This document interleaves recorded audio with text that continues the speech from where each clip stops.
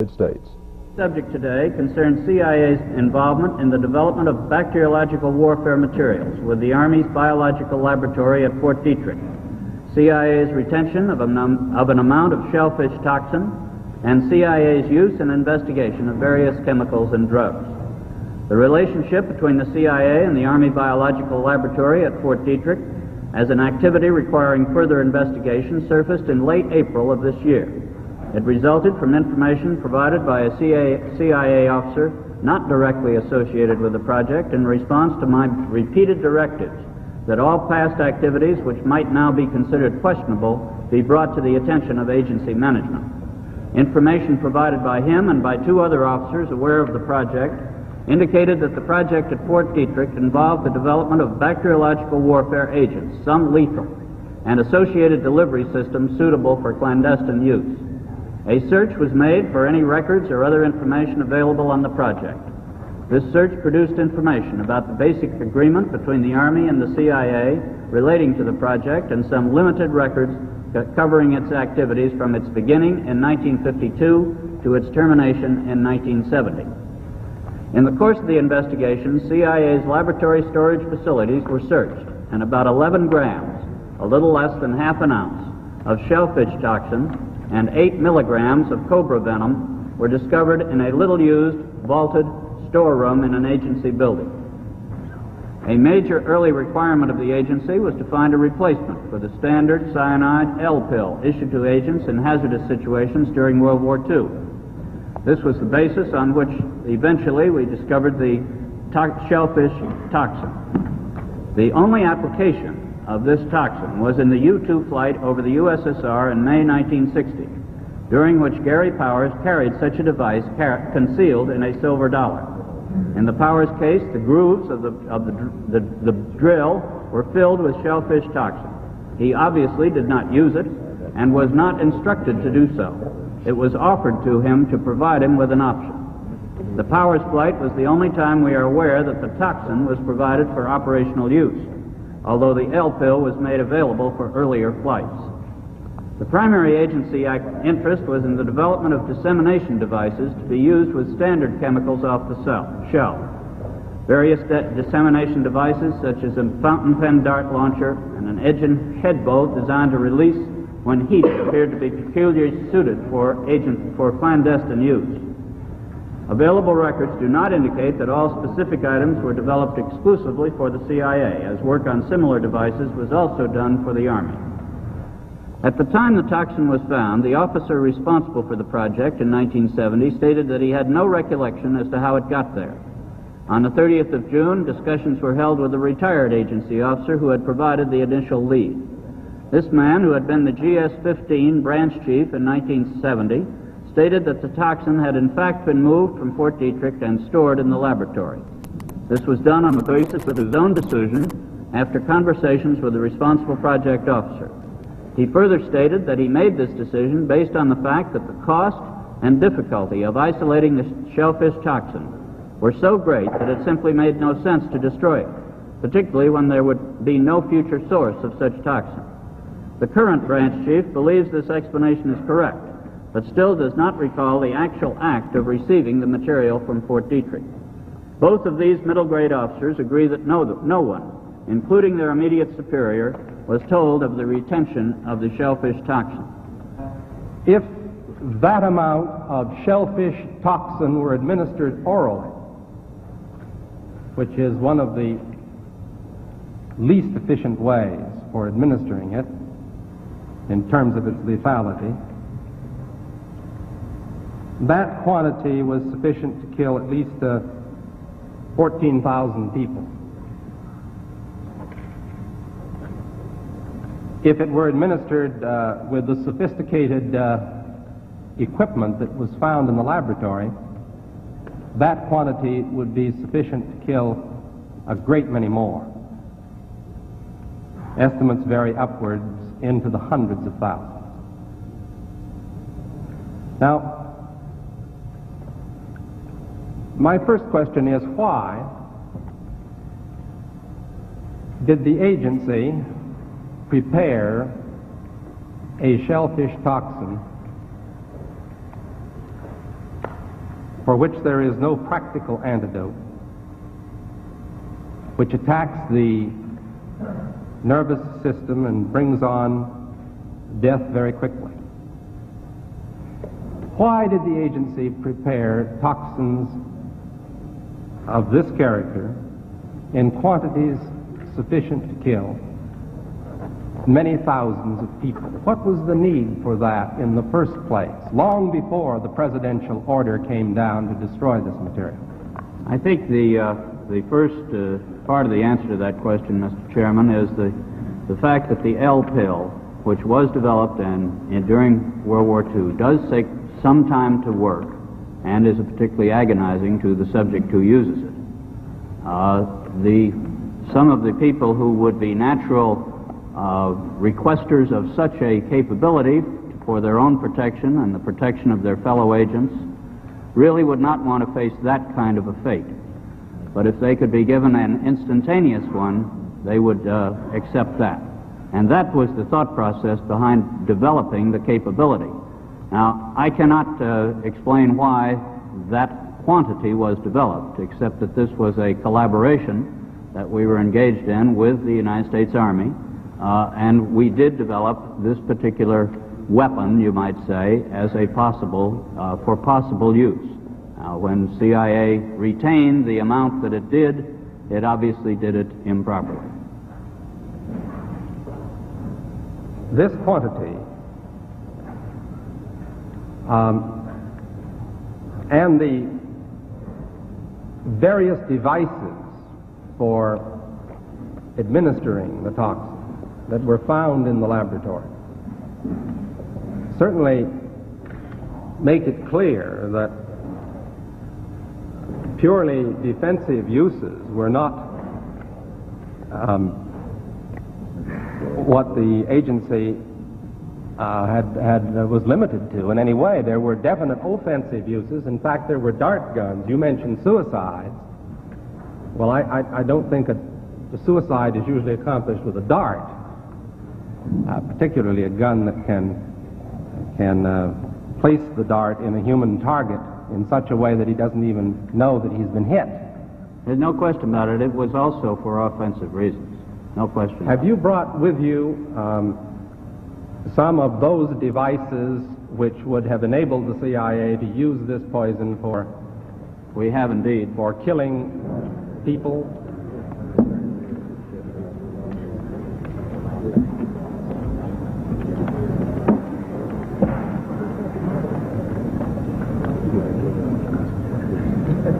Don't point it at me.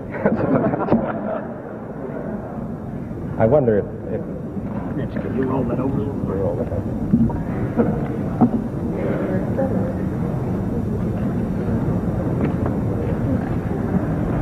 Now, does this pistol fire the dart?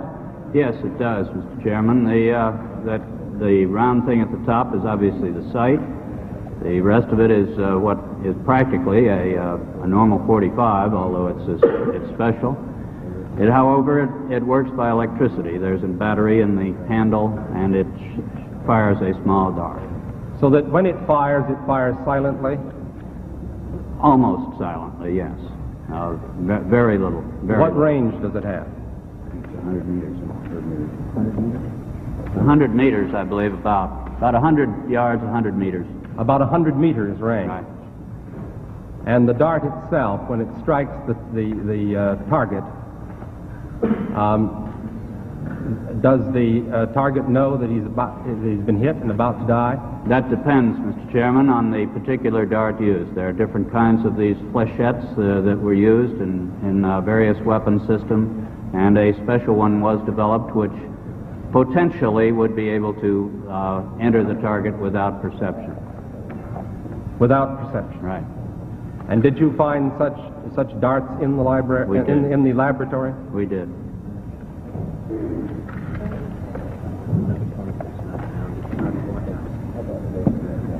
Yes.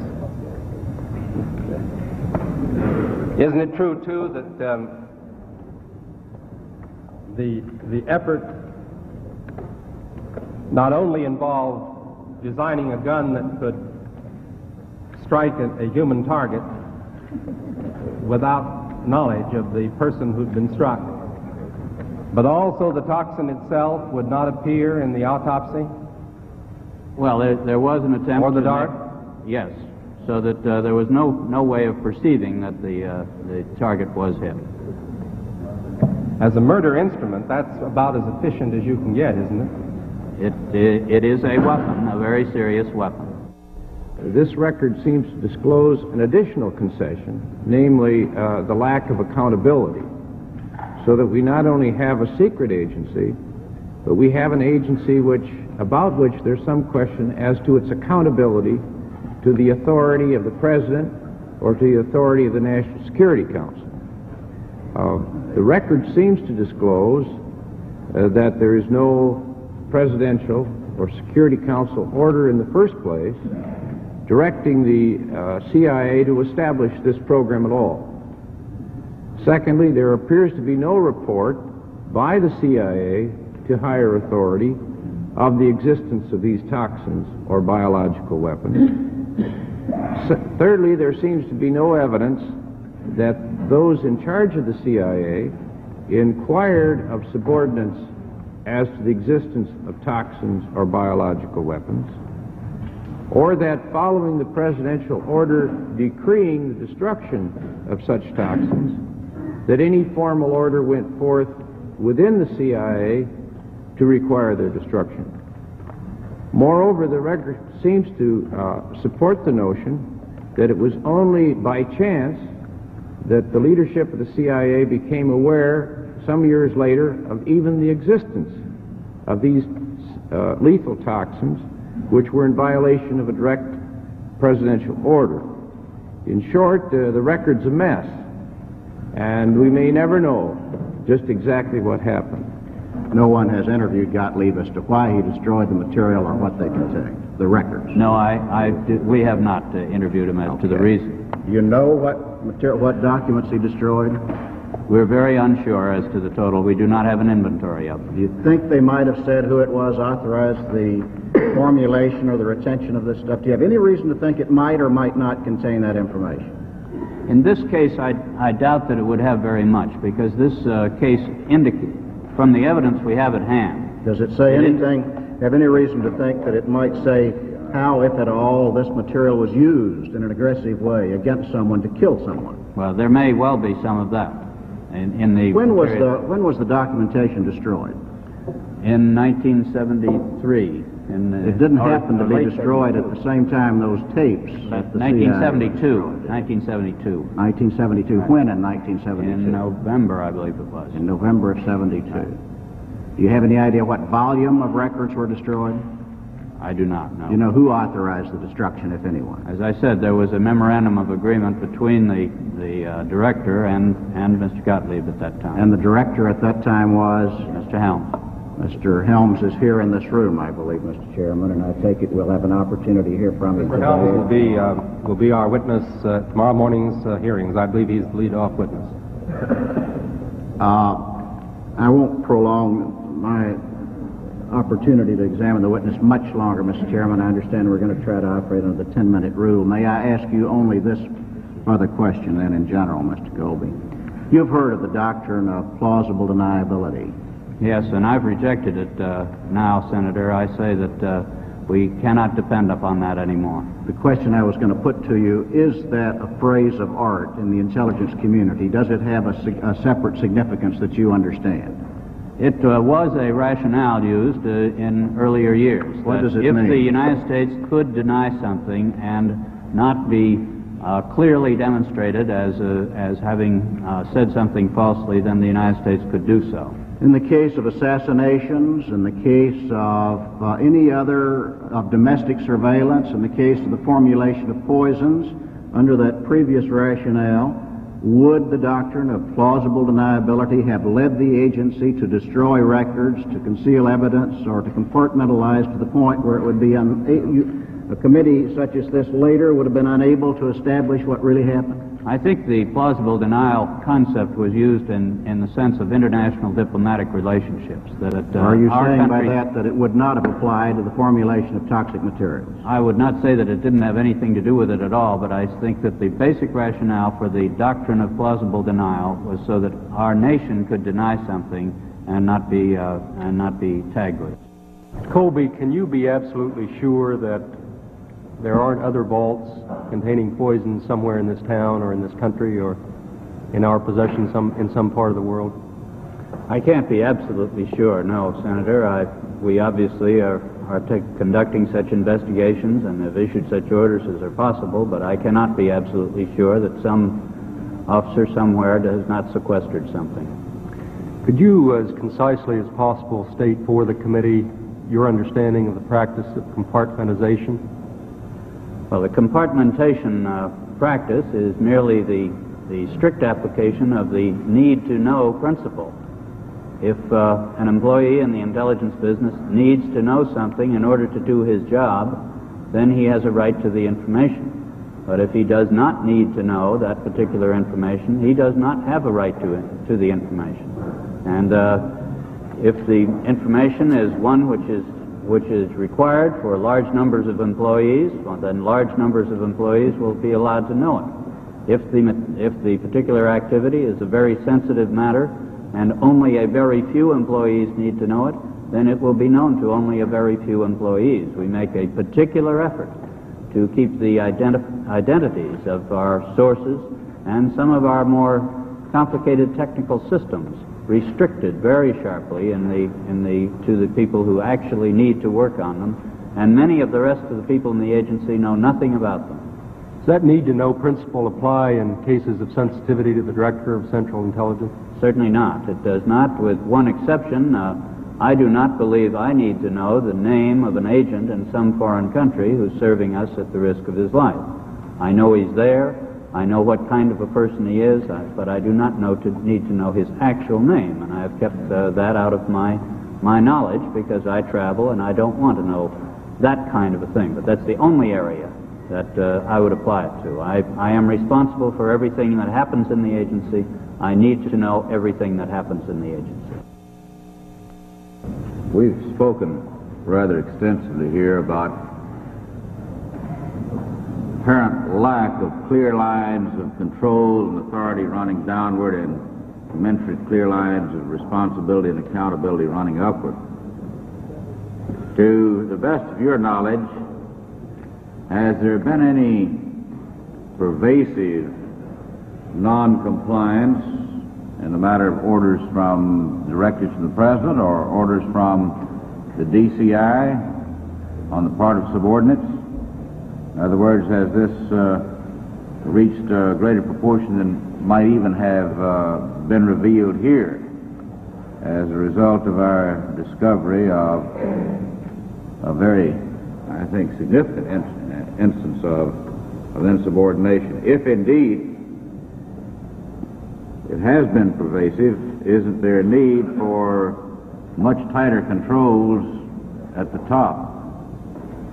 Senator Tower, I believe that we have in CIA a very tight discipline. I'm not saying it's total, obviously. It did not work in this case.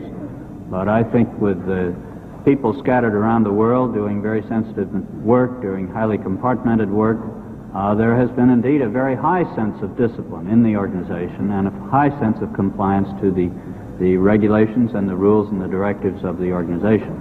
And I think that the leadership of the organization has always felt very much subject to direct presidential control and responsive to it.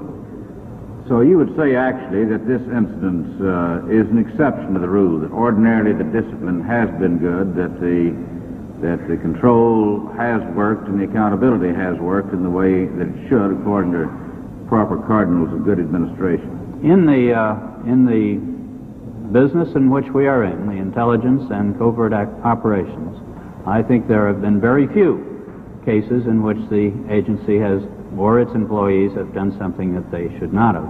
And in many of the cases which we now question, we find that those activities were approved by the appropriate authorities at that time, that the sense of discipline within the organization seemed to be quite tight. Senator Goldwater. Thank you, Mr. Chairman. I only have one question, Mr. Colby, but I have a short statement I'd like to make to you. Criticism and analysis are important ingredients in making our democracy work. However, we are now approaching the point where both are being abused to the point of self-destruction.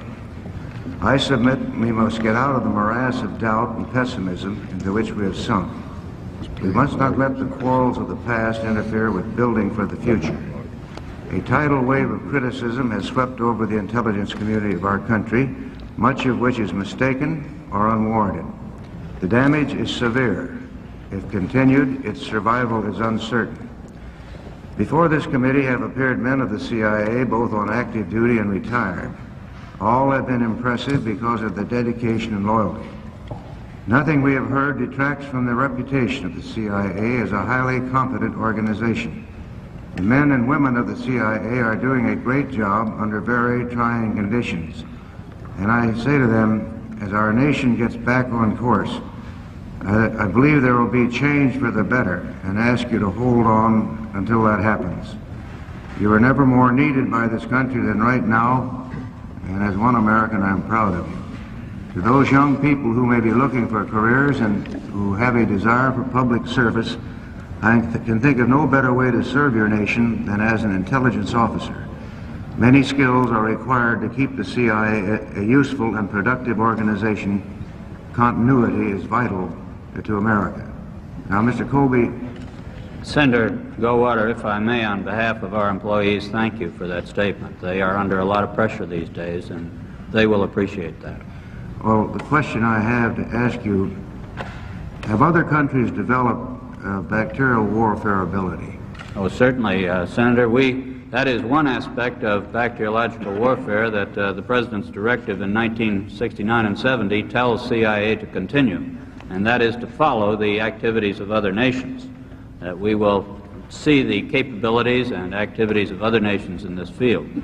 And we have some officers who do follow these activities abroad, and they are quite general. There are some very dubious areas where we're just not sure of what the actual capabilities are in some respects. But we do follow it indeed, and there is extensive effort done by other nations in this line. But you are now prevented from... No, we can follow the foreign ones. There is no problem with that. But can you do anything to offset them? Well, I think the defense against those possible things is a matter for the Department of Defense, Senator. You feel you're safe in that field? Well, I think in collaboration with the Department of Defense and advising the Department of Defense of foreign developments in this area, we are giving them the basis for developing such defensive efforts as we need. Thank you. That's all I have, Mr. Chairman. Thank you, Senator Goldwater. Senator Morgan. Chairman, Mr. Colby, since this is the first public hearing of this committee, I think we should note that we feel, and I certainly feel, that the role played by the Central Intelligence Agency is a very vital one and a very important one. I think the fact that you quoted from President Kennedy, who said that quite often our failures are trumpeted and our successes go unheralded, is appropriate here. This committee has been told by witnesses that had the Central Intelligence Agency existed prior to World War II, Pearl Harbor might never have happened, or if it had happened, the loss of and deaths and property might have been much less. So I want you to know that we do recognize the role of the Central Intelligence Agency. We recognize the fact that we in this country must be able to know in advance what our potential adversaries and potential enemies may be planning so that we can cope with them. So I do think that it is important. I believe, Mr. Colby, most of the questions have been asked, except that earlier the reference was made to the presidential order, And we alluded to what was, in fact, I think, the press release concerning the presidential order. But as I read the presidential order, I find that this statement, the United States bacteriological and biological programs will be confined to research and development for defensive purposes, immunization, safety measures, etc. This does not preclude research into those offensive aspects of bacteriological, biological agents necessary to determine what defensive measures are required. Now, earlier you stated you thought it might have been the mentality of those who made the decision to keep these toxins, that they might be needed in order to develop defensive weapons. Do you think, if that was their thinking, that it would be in keeping with the presidential order as I just read it to you? Well, we looked at that. I think that you might be able to make a case for that, Senator, if you were actively involved and had responsibilities for these defensive measures. But as I think the chairman pointed out, the quantities maintained by CIA are difficult to defend under that directive. What was your position with the CIA at that time, Mr. Colby? In 1970, I was on detached service. I was assigned to the Department of State in Vietnam. Then you had nothing to do with retaining these toxins? No, I had nothing. And you knew nothing about them until you made the Until we discovered it this in May. I would commend you, Mr. Colby, again for taking these steps to determine what has happened. I think most men in the CIA, as well as those in the Internal Revenue Service and the Federal Bureau of Investigation, are dedicated public officials and want to do what is right. And I think your method of asking for any known violations has been helpful to this committee, and I would commend it, Mr. Chairman, to the Internal Revenue Service, to the end that they might ask their field agents if they know of known violations in this area, and I would commend it also to the Director of the Federal Bureau of Investigation. Senator Goldwater mentioned, and I believe the presidential order directed the CIA to continue to maintain surveillance of the bacteriological and biological warfare capabilities of other states. You say you have done that. We do so, yes, Senator. Are you in a position to tell this committee whether or not other states, and especially potential adversaries or enemies, now have stockpiles of such toxins?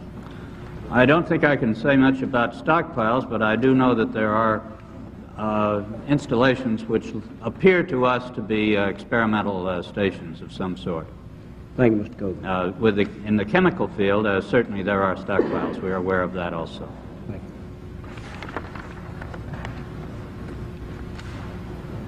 you. I have no further questions. Thank you, Senator. Senator Mathias. Thank you, Mr. Chairman.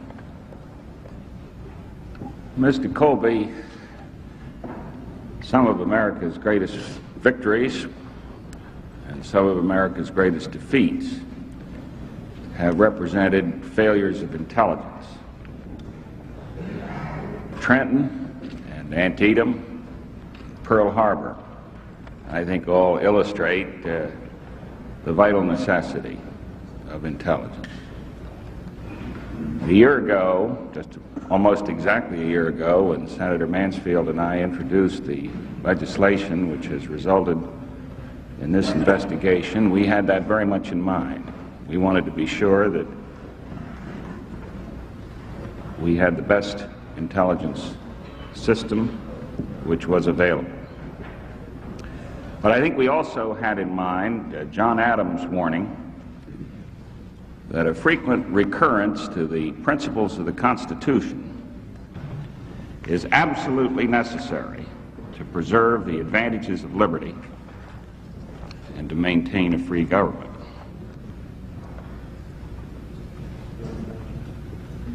I think the discovery of this toxin raises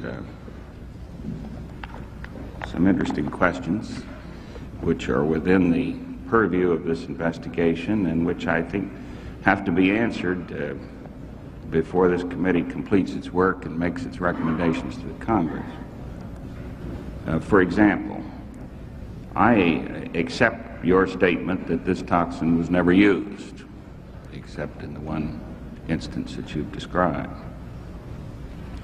But I then have to ask you this. If you had used the toxin, what provision of the Constitution would have afforded authority to do so? Well, I think CIA's operations are certainly overseas operations. They fall under the National Security Act of 1947, and they fall consequently under the provisions of the Constitution that call for the national defense and the foreign relations of the United States. But the use of a toxin of this sort is, of course, a use of force, wouldn't you agree? It's a weapon. It's a weapon. Yes. It's a use of force. And normally, if force is to be employed against another nation, congressional approval is required. Isn't that true? Well, I think we're now in the midst of the War Powers Act, Senator, and this activity, of course, preceded that. Yes, it did precede it. But what occurs to me here is that we have an illustration of the use of force in the relations of the United States with other powers in the world, or at least the potential use of force. It's, as you say, it's never been used in this instance, which differs only in degree from covert operations in Laos or other examples that we could think of.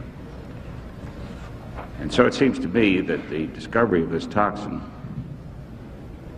raises very fundamental questions about the relationship to the covert activities of any intelligence agency, be it the CIA or the FBI or others, with the constitutional process by which this government is conducted.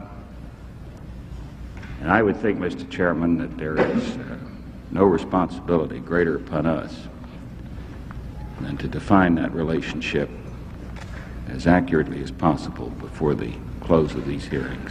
Thank you. It is, of course, contained within the amendment to the Foreign Assistant Act passed last December, which now requires that any activity of CIA other than intelligence gathering abroad shall be found to be important to the national security by the President and shall be reported to the appropriate committees, and that includes 6 committees of the Congress at this time. This is a statutory provision which we are in compliance with.